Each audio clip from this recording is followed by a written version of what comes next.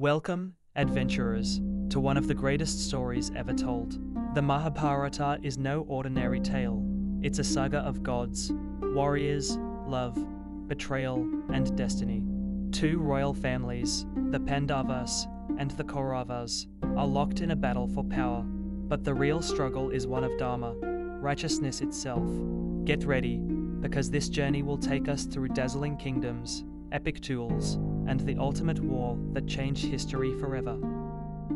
Every great story has a beginning, and ours starts with a king, a vow, and a dynasty on the edge of war.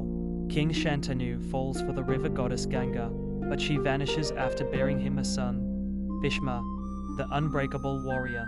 Later, he marries Satyavati, and through a twist of fate, the kingdom is left with two princes, Dhritarashtra, the blind, and Pandu, the cursed. Their children, the Kauravas and the Pandavas, rivals from birth, and so, the seeds of conflict are sown. Young princes, eager warriors, and a growing rivalry, welcome to the royal school of Hastinapura. The Pandavas and Kauravas train under Guru Drona, but it's Arjuna who steals the spotlight. With unmatched archery skills, he becomes the favorite, sparking the jealousy of Duryodhana. Bhima, the powerhouse, constantly bullies the Kauravas, while Shakuni, Duryodhana's scheming uncle, fans the flames of hatred. A storm is brewing, and it won't be long before these childhood rivalries explode. Duryodhana has had enough. The Pandavas must go. His plan, a luxurious palace made entirely of lac, highly flammable and deadly.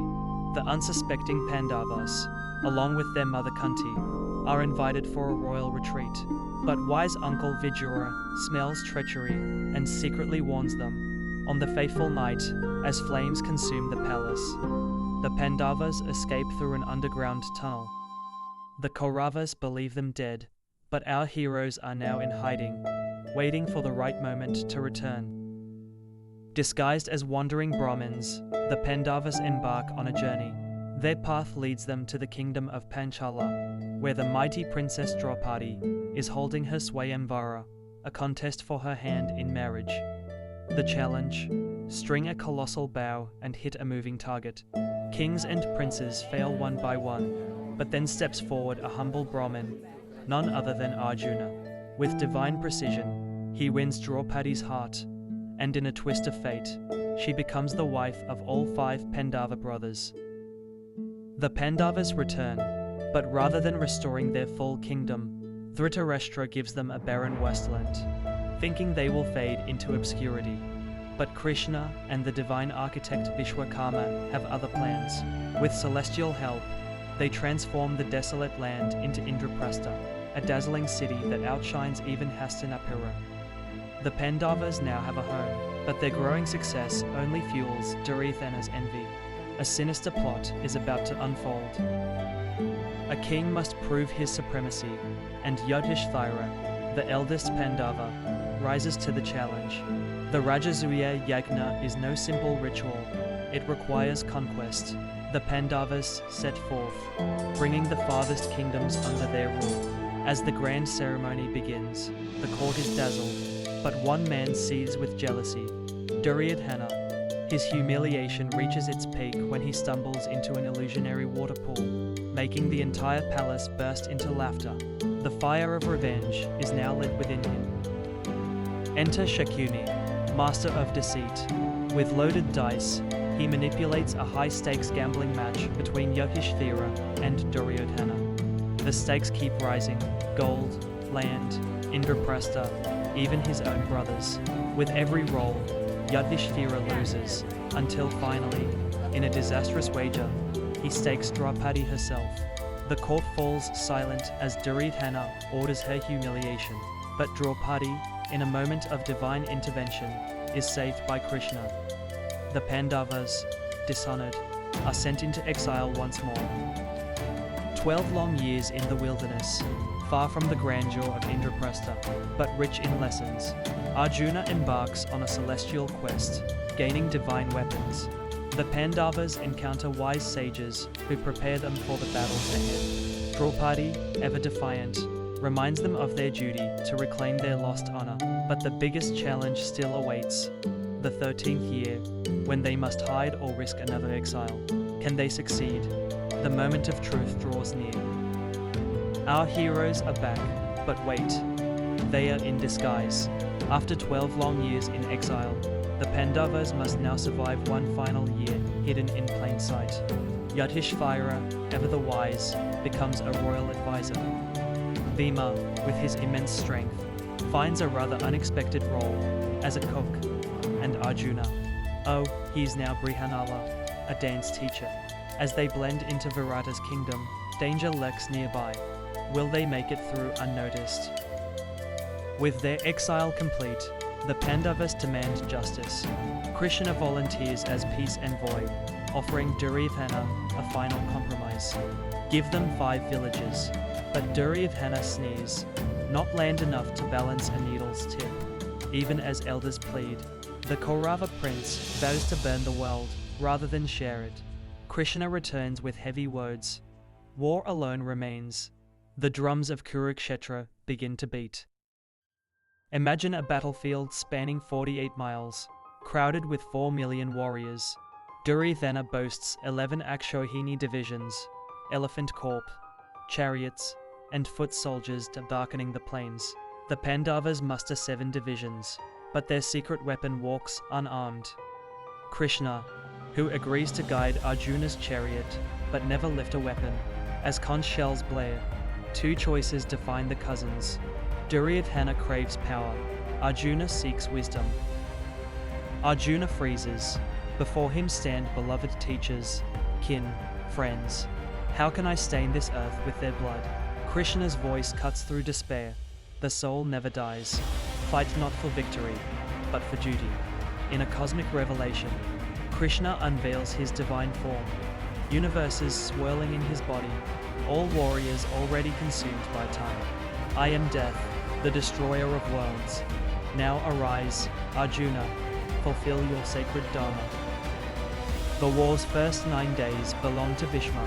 At 85, the grandsire fights like a fury, his silver bow felling thousands. Pandava ranks crumble until Krishna snaps. Break your vows or watch destruction. Reluctantly, Arjuna positions Shikandi, a transgender warrior Bhishma vowed never to fight, as his shield. With tears, Arjuna pierces his grandfather with arrows, creating a bed of shafts where Bhishma falls, waiting for death's auspicious hour. With Bhishma fallen, Guru Drona takes command. He unleashes the Narayanastra, a celestial weapon that rains fire. The Pandavas survive by laying down arms, but Drona's rage grows. He captures Yudhishthira, roaring, "A lie will end this war." Krishna devises a cruel ruse. Spread word that Drona's son Ashwatthama is dead. When Yudhishthira mutters, the elephant named Ashwatthama, Drona drops his bow in grief, and Thrishtadyumna beheads his former teacher. The sun itself seems to fight for Karna. He decimates Pandava forces, his divine armor making him invincible. But Krishna reminds Arjuna, his chariot wheel sinks, strike now. As Karna struggles to free his wheel, Arjuna hesitates. Krishna thunders, remember Draupadi's hair, remember Abhimanyu. The Anjalika arrow flies, severing Karna's head. The warrior who lived with insults dies as prophecy foretold, betrayed by fate, his generosity, donating his armor, becoming his undoing. The air reeks of blood as Bhima locates Dashasana. This for Draupadi's honor. He tears open the Kaurava's chest, drinks his blood, and drapes entrails in Draupadi's hair. The court's laughter finally silenced. Next, Bhima faces Duryodhana in a mace duel. Krishna whispers, "Strike the thigh, a forbidden move." The crack echoes across Kurukshetra. Duryodhana falls, snarling, "You broke the rules."